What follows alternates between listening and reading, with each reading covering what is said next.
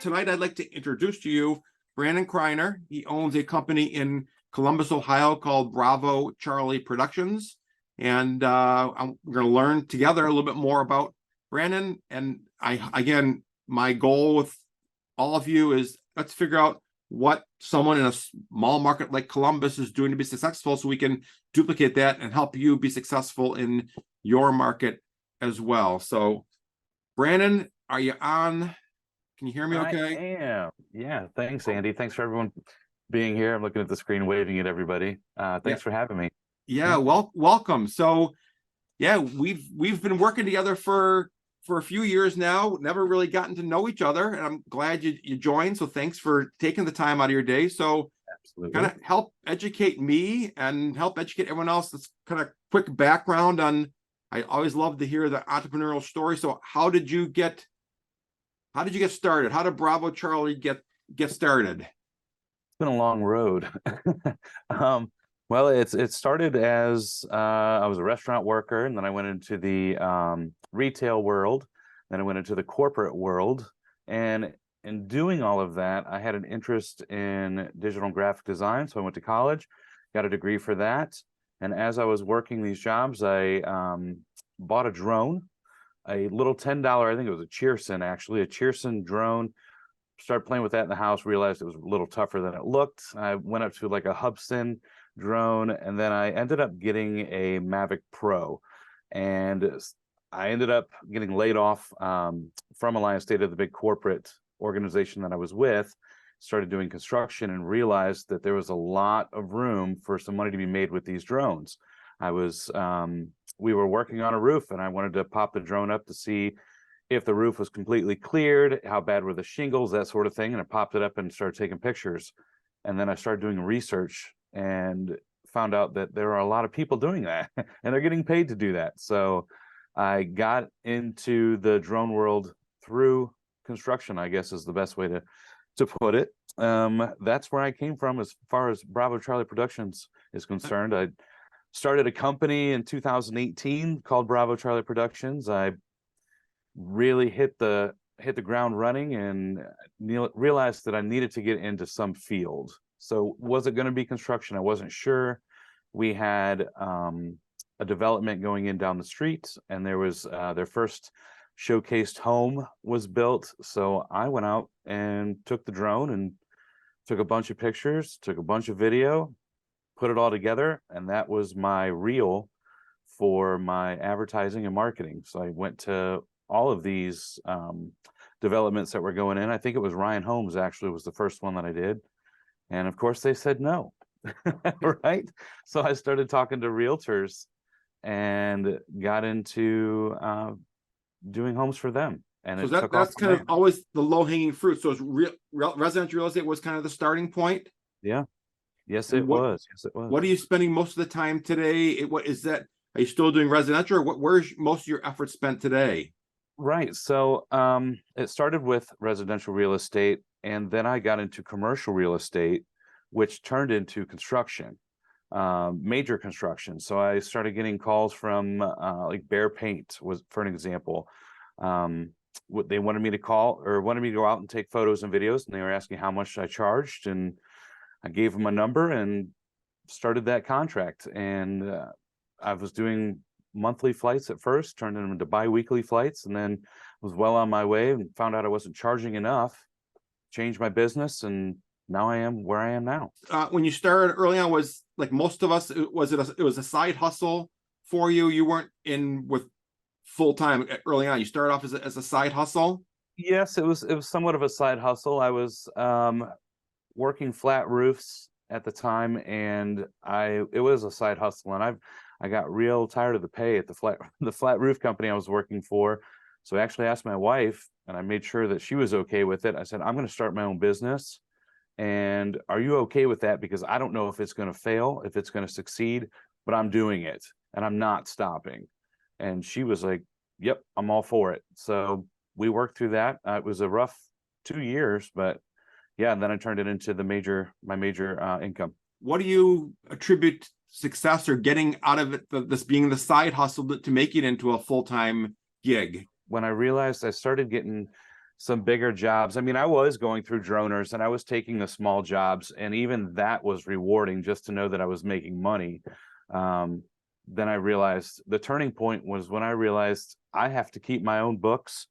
I have to do my own marketing. I have to make sure that I'm getting my company out there for everyone to see, and I have to make more money. I can't always be the guy at the bottom making $50 for 25 pictures and 2 videos or 50 videos or whatever it might be through droners. I knew there was a better way, so I had to fight through that, and it took some time, especially in the wintertime when it's slow. There was nothing going on, so I had a lot of time to contemplate, do I really want to do this?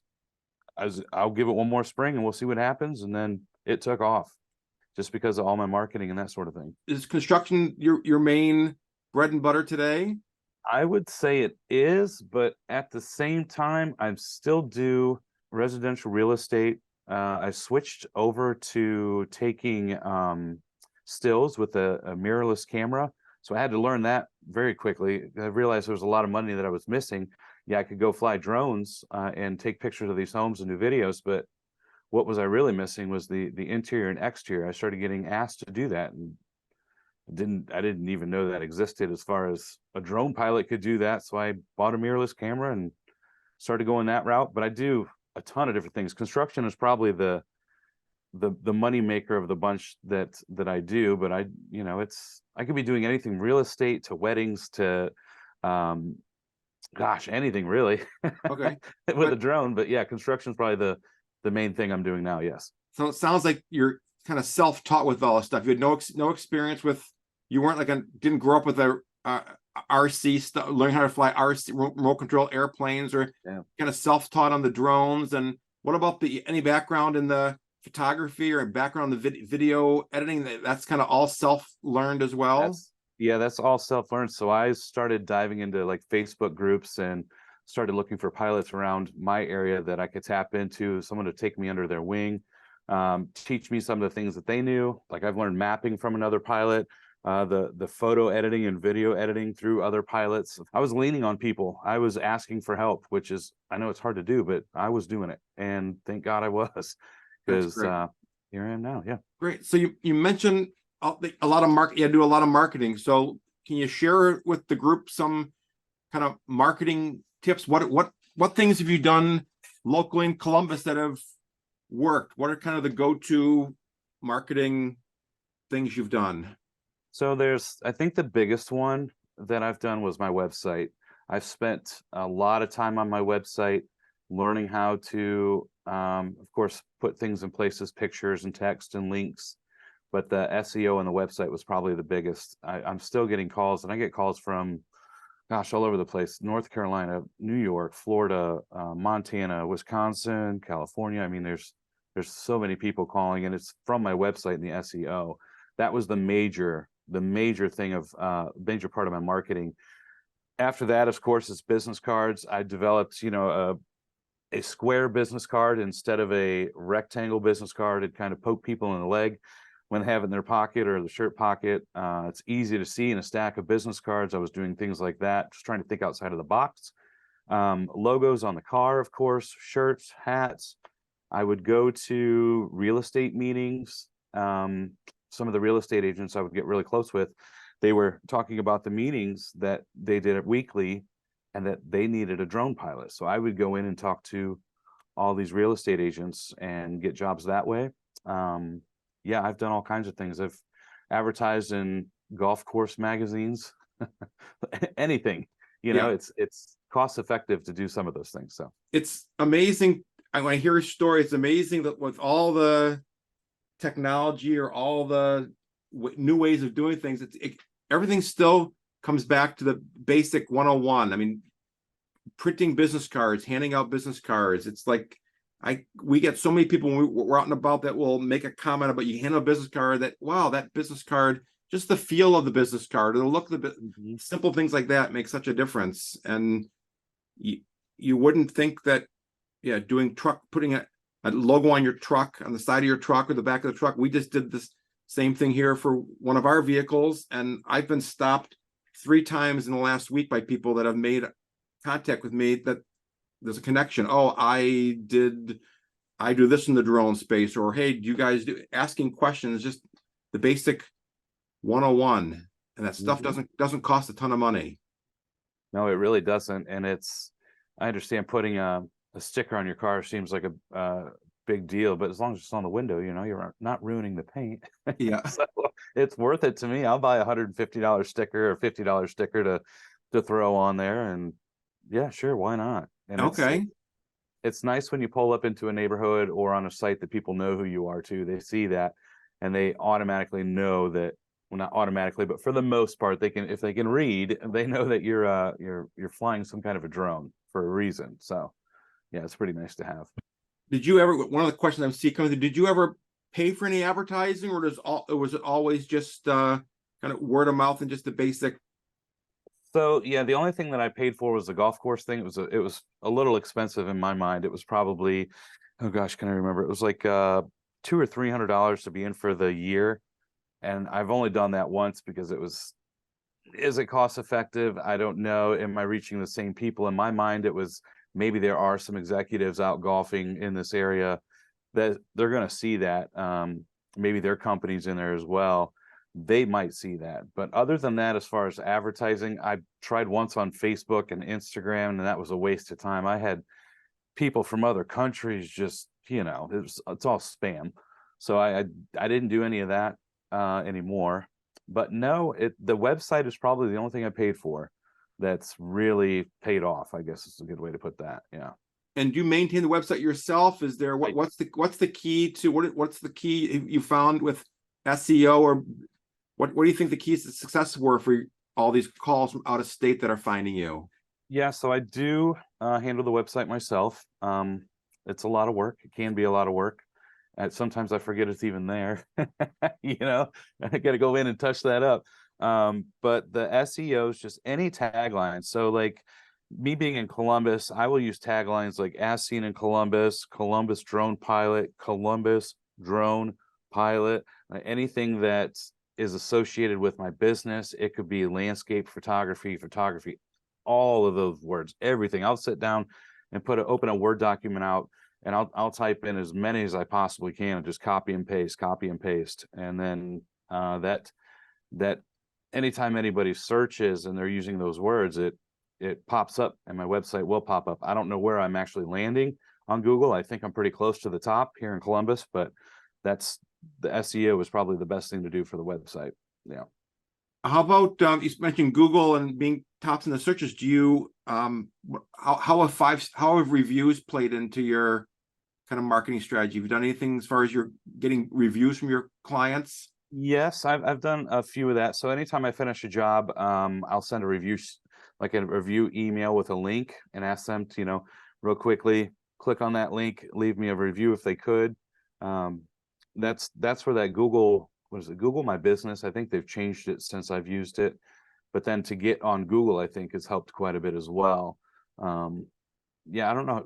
I haven't had a whole lot of reviews. I started pushing it in the beginning, but then the busier I got, the less I did. But that's a good point. Yeah, should get back to that because that's a big thing when people are looking. I mean, everybody's looking for reviews of everything. So yeah, that's a good point. Yeah, and yeah, just for everyone on the call here. So one of the best things that we've ever done as a company is asking for Google reviews, and it's a real simple thing. If you just take the time to ask, bookmark what the link is to your Google reviews at the end of a project or in the middle of a project, any client that's happy with you, go and ask for a review, because Google reviews, we work for a few years with a local marketing company that specializes in Google My Business pages and this kind of stuff. And Google reviews are the number one thing that puts you high up in the ranking. If you can get in your market, and in Columbus, Ohio, you get 5 or 10 or 15 5-star reviews, you are by default going to get to the top of the list in Google, and you're going to show up every time someone does a search, more so than keywords. So big deal, guys. First of all, you got to make sure you have a Google My Business page. If you don't have that, you got to build the page. And then number two, you got to go out and ask for Google reviews. Make it easy for your customer to just, all they got to do is log in, click the 5 stars. They don't even have to type anything as far as words. They just got to click the 5 stars, hit enter, and that counts as a 5-star review. So yeah, Brandon, if you get a chance, spend some more time, make sure you figure out a way to get Oh yeah, every absolutely, happy for sure. every happy client to review you, and that will make a big deal. So question for you coming in, yeah, what's the meaning behind Bravo Charlie? This BC is probably has to do with your name, I'm guessing. Yeah, so I was going to be BC Productions at one point, and then it was taken, and I was devastated. So I was trying to come up with something that has my initials, so Brandon Criner, BC. So I was talking to an Army buddy friend of mine, and we're discussing, his time in the Army, and something came up to where he said, what is it? Whiskey, I forget the thing. But I was Whiskey Tango Foxtrot, I think is what he said, and it kind of stuck with me, and I was like, oh, Bravo Charlie and Productions. I'm like, that's perfect. It actually will work. It's a little long, but yeah. So I went with Bravo Charlie Productions and shortened it up for the website, Bravo Charlie Pro. And it seems to work. I enjoy using it, and it just kind of stuck, and I'm running with it. So yeah. Nice. So let's talk about the if you've got the experience in the construction space, what are some of the keys? Do you have any background in sales before? You weren't a salesperson before, were you? Yes. So of course the restaurant business wasn't really sales. I was managing more than I was selling. But once I got into retail, I worked for a company called Buckle, and it was high pressure sales. If you ever go in there, you know what I'm talking about. They're trying to sell you a pair of jeans, t-shirts, shoes, socks, belts, everything, all in this beautiful, like, orchestrated sale. So they're always trying to sell you something. And I went from there to jewelry. And then I went to a company called Alliance Data, and we were basically traveling the country teaching people how to sell credit cards or suggest people open credit cards for their jewelry, for their purchase, whatever it might be. So that it was like a glorified motivational speaker is what it felt like. So I learned how to talk to people as far as like kind of get who they are before I got into a full conversation with them. Yeah. Got it. So what were most of the people don't come from a sales background. So most pilots that we deal with aren't that's sales is not kind of their strong suit. So what are some kind of key tips or takeaways or things you've learned in kind of the sales career as far as approaching a trailer or talking to a superintendent? Because that seems to be kind of a big fear that people have trouble getting over is, where do I start? Yeah, so that is a big deal, and it's something that you really do have to work on overcoming. I've done a lot of role play. I've actually typed out scenarios, going to a job site, talking to the superintendent or project manager, and asking them certain questions that I would think they would be interested in, as far as like, how often do you drive to the back of your work site to see what's going on? How do you get that information? Are they taking cell phone pictures, and are they worthy of seeing anything? So it's just that repetition of practicing. I'll sit my wife down, or I'll ask a friend, another drone pilot. We'll have like a role play session. I know it sounds crazy, but it works. You get over that fear because you're conditioning yourself to go in and have that conversation. And yes, it's going to be a different conversation because it's a different person, and the subject might be a little different, but it's like muscle memory. Once you start doing that, when you go up to a trailer, you're already ready to go. Your mindset is there. Besides that, I mean, I would always take, we talked about this, like a hard hat, a vest in your car, like all that PPE that you need on job sites. Take that with you. Put that in your trunk or in a back seat or something. So when you're out and about, you can go up to those trailers. Are you going to get the first job? Probably not. right? It takes, I don't even know how many times, 10 to 15 times to get a yes. So you're gonna knock on some doors, but when you get that yes, it feels great. So are there some talk tracks you use or kind of leading questions, or what do you, what's, if give us some advice? Can you walk into a trailer the first time? It's not just a matter of walking in and, hey, I'm here to sell you drones stuff. No, right. Obviously, what are some kind of leading questions or talk tracks that you? So when I go to trailers and that sort of thing, first I introduce myself. I've always thought it's very important to be yourself, but to be professional at the same time. So it might be, hey, I was driving by. I'm actually shooting a site down the road. I'd be happy to show you some pictures, but first let's talk about your site. What is it that you guys are building here? Maybe some of your pain points, and just have that conversation to be like, if you could see more of your site more often, like a top-down view of your whole site, would you be interested in that? If you could see from 400 feet up or 200 feet up what's actually going on in your site, wouldn't that be better than standing on the ground staring at a structure going up and not being able to make it around the whole site in one day? We can do that for you. Let me show you some of the work that I've already done, and they can kind of see, what's going on. And usually they're very interested, especially when you get into mapping. You start talking about mapping and how they can measure their stockpiles, how they can actually see, water lines going in, and that they can use that for future reference and markings and that sort of thing. So there's a lot to it. I don't throw too much at them all at once, but it could be, hey, just let me fly your site for free today, and I'll show you what I do. I'll send you an email with all of that information on it, and just to get them interested. Get in the door. Yep. So so I know you've obviously got your business, and you fly a bunch of sites for us down in Columbus right now. What are some things that you look for? So when you show up at the site, at a construction site, what are some of the things that you're looking for besides, you don't ever just want to show up and just, hey, I'm going to go just fly the mission and get out of here. What are some things that you're looking for when you get to the site as far as getting the potential for more business or more flights? Right. So if there's been a couple places that I've went into, and they're maybe just doing pictures and video, and like a photo tour, a video tour, and then or maybe just a photo tour and photos.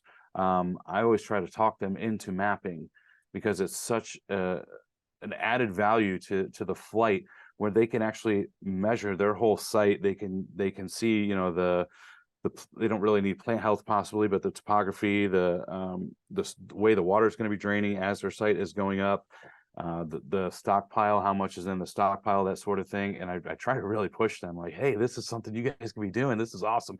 And I might pull up Drone Deploy and say, here's what you could actually be measuring. So I'm trying to motivate them to think about their site and what else they could be doing to track not only the site, but all the safety that goes into it. I know there was a little side tangent here, but I know there was a site I was on, and they were in trenches without the trench box, and they only saw that from the mapping.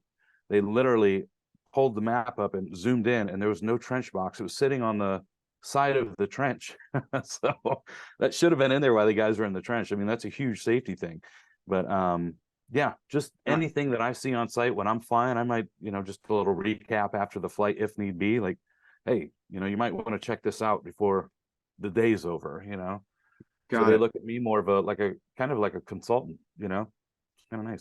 And Tony, I'm seeing on the chat here, Tony makes a really good point. Again, this is getting back to the basics. It's wearing your PPE when approaching a construction site gives you the appearance that you understand their industry, that you can't just show up there in a pair of flip-flops and go knocking on the door. They know that you understand. You show up with a safety vest and a hard hat and glasses, there's gonna be a lot better chance of them wanting to talk to you, that you understand their business and the importance of safety. So good point. Getting back to the sales side of things, how, in your opinion, for someone that's not been comfortable making sales calls or going into trailers, how many times do you got to do a sales call before it gets comfortable? Can you get comfortable doing this half a dozen times that you start to feel really natural?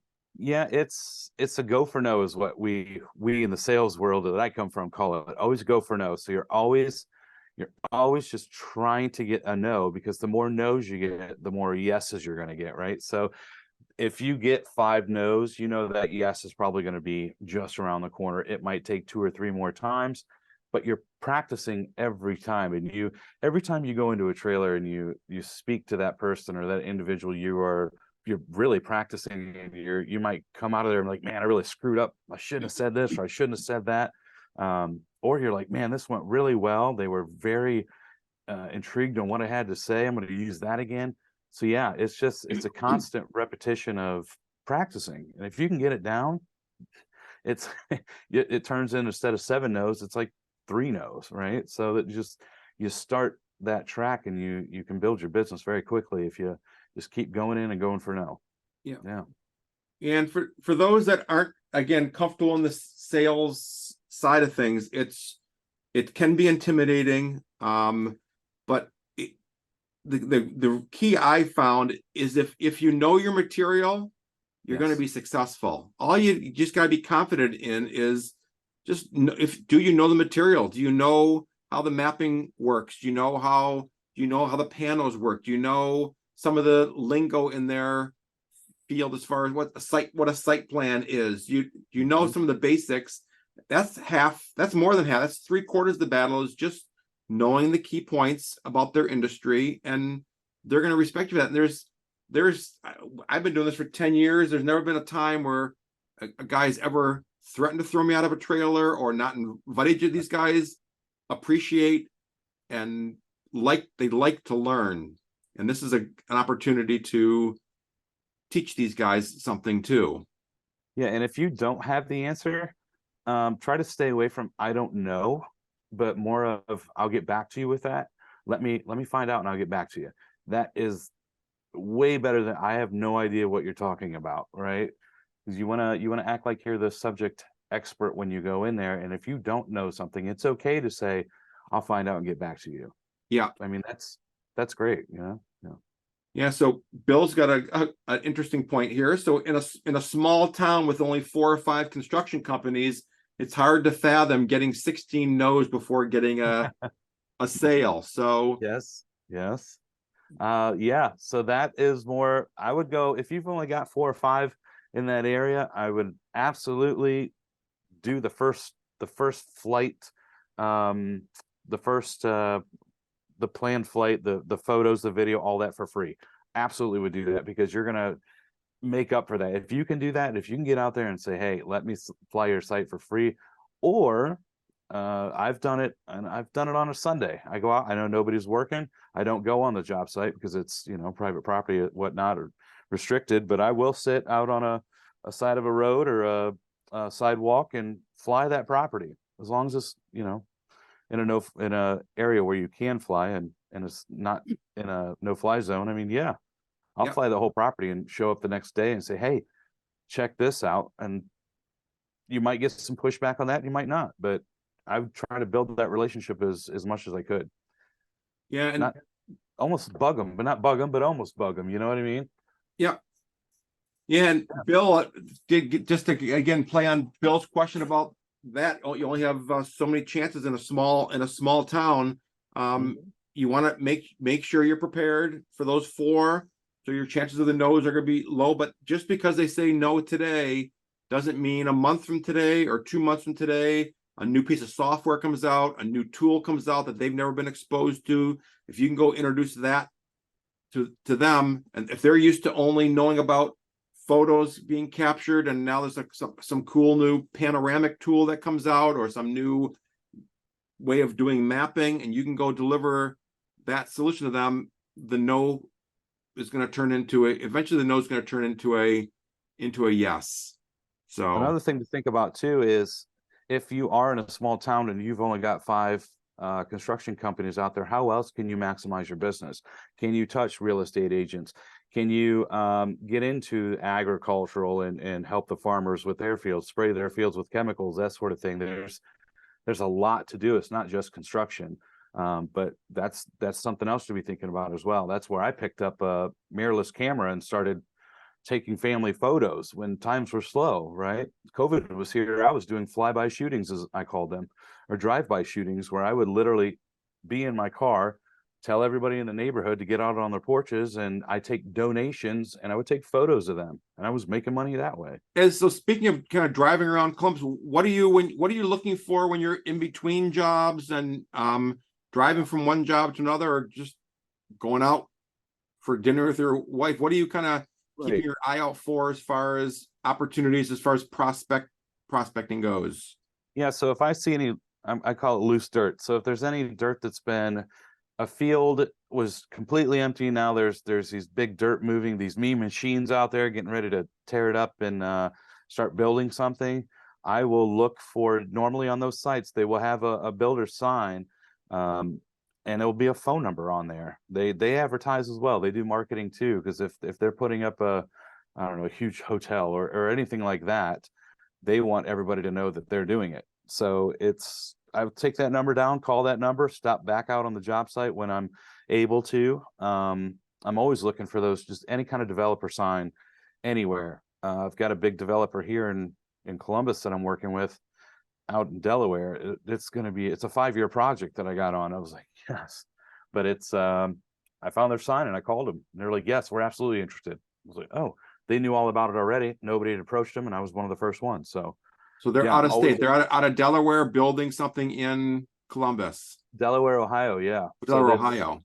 like 45 minutes from here. It's a once a month flight, and I'm going to change that into a bi-weekly flight. I'm going to keep pushing them, and I'm going to get it. But yeah, and it's a 5-year contract. So that it pays for a new car, basically, you know. Well, we're coming up on the 45-minute mark, so I want to make sure we leave some time for questions. But I wouldn't be doing my job if I didn't ask you the really important question: is how's Drone Brothers? How are we doing for you? Is our team doing what they're supposed to be doing? And any feedback as far as kind of things we're doing right? How are we making your life better in the space? You make my life easy.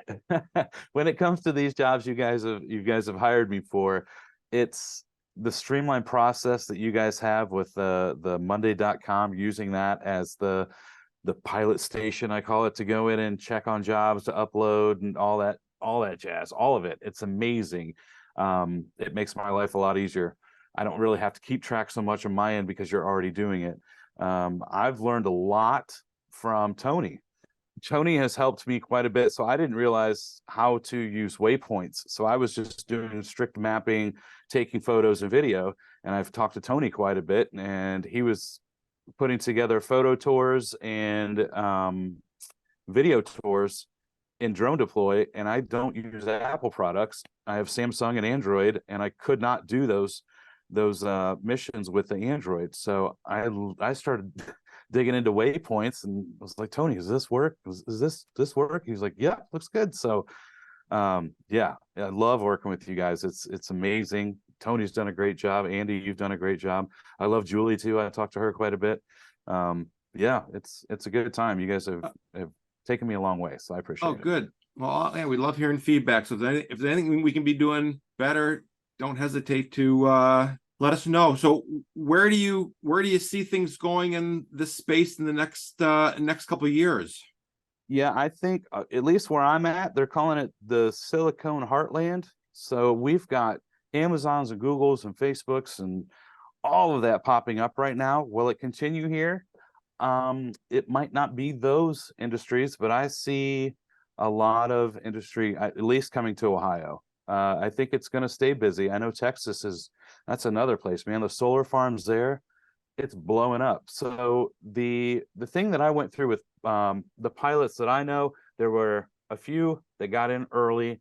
There were a bunch more that got their Part 107s, and those people are starting to either fall off, and new people are coming in because they realize it can be tough to do. There's a ton of work out there. There really is. There should be, no matter what, there should be some kind of work for a drone pilot somewhere in the future. Absolutely.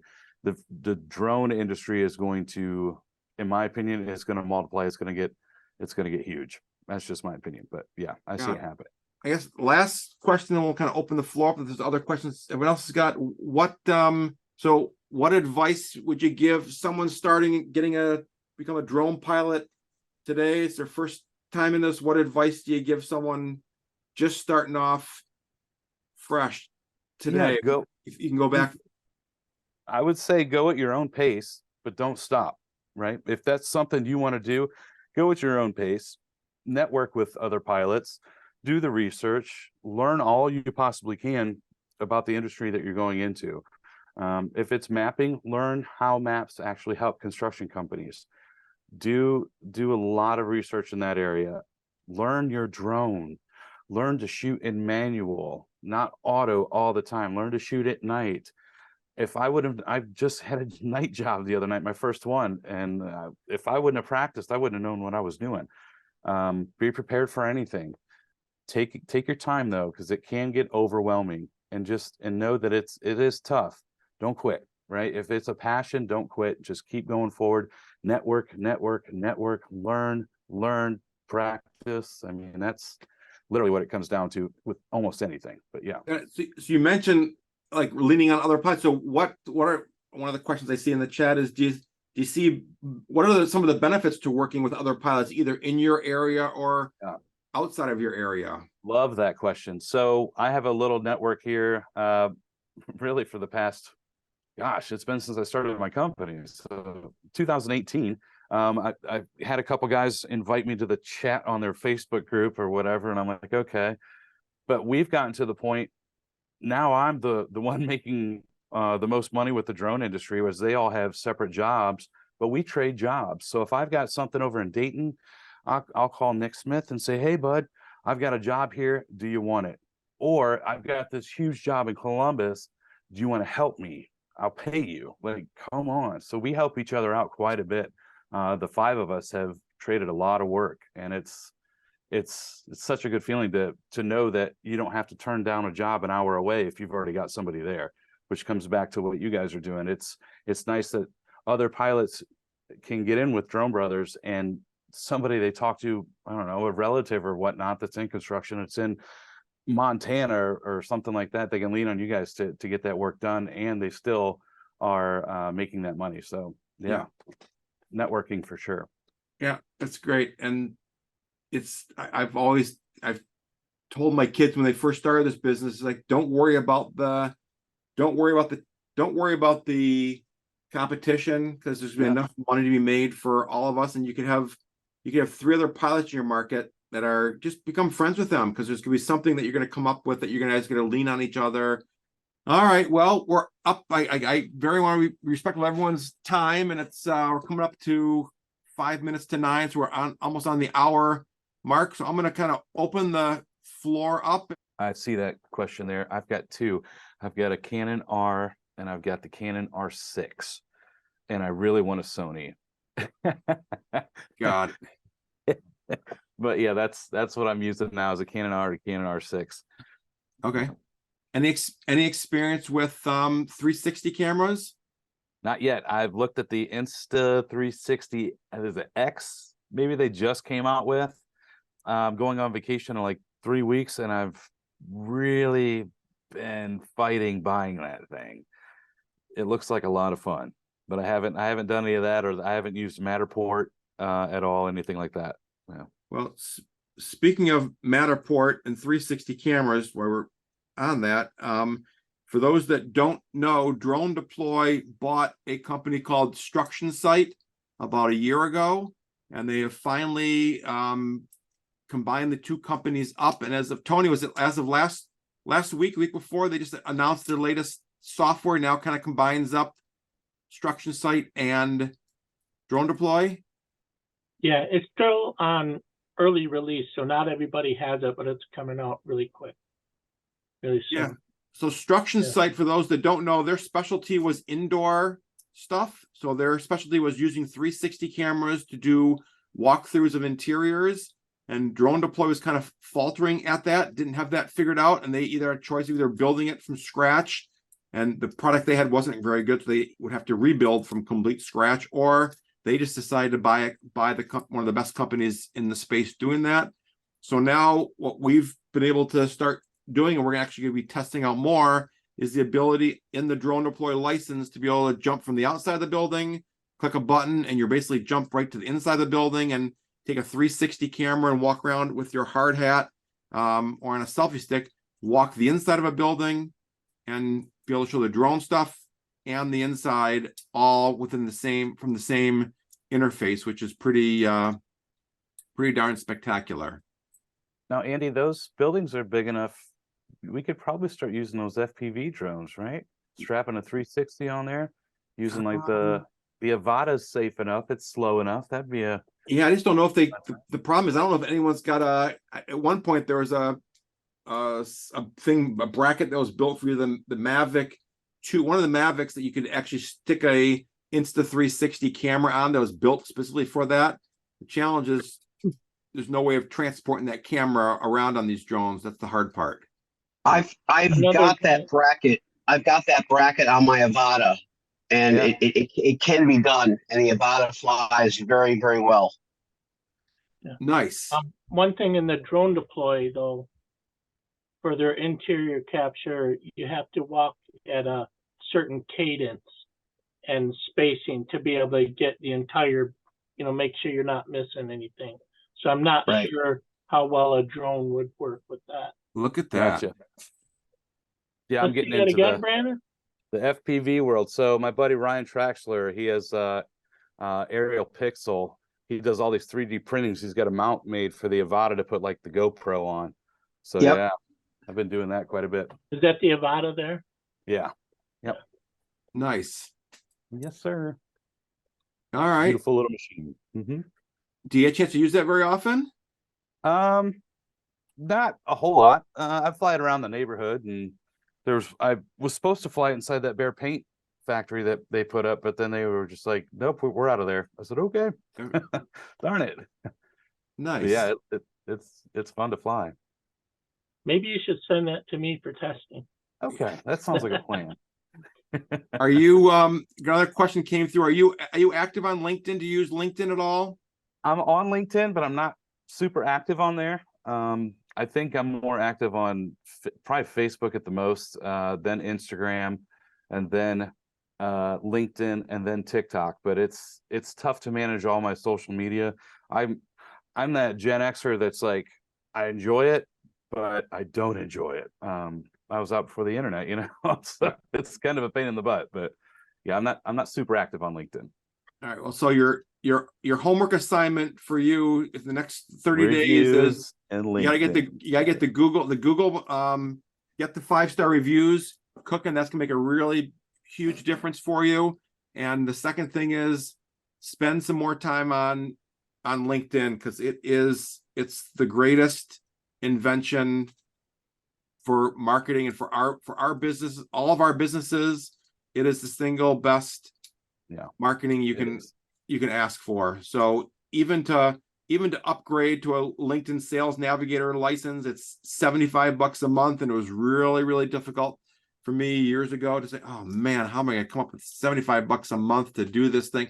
It's the best investment you'll ever make, because it gives you the ability to start doing searches for key names at companies. So when you're doing a job for one of your general contractors, you can go in there and find all the other key players, scrub and get their names, their titles, reach out to them via email, reach out to them via LinkedIn, make connections with them, share the job you're doing for their company. So, because chances are most of the other employees at the company don't even know you're doing this. They don't know that you're the drone company of record for that company, and you just got to assume that title and let everyone know, because they're not going to promote you. You got to promote yourself. So yep, that's true.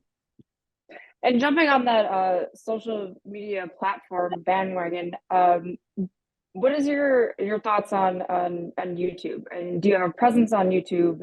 Yeah. And for pilots that are just starting off, or pilots that are experienced or not experienced, what other, besides YouTube, do you find any other resources that you go to that help you, or help that you can offer as advice to other pilots?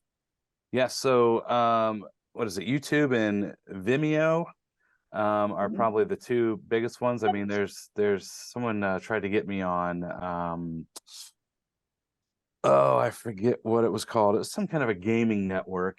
I Twitch maybe was the name of it, but YouTube has Yeah. probably been, YouTube's been my most beneficial. I've got one video on there that's 109,000 views. That's my most viewed video.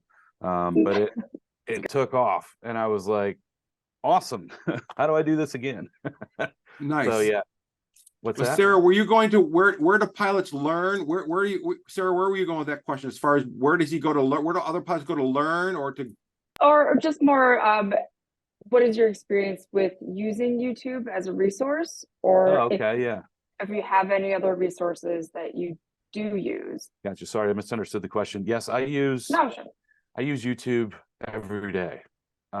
Whether it's drone stuff, whether it's a new car, whether it's anything, microphones, DJI microphones, all of it.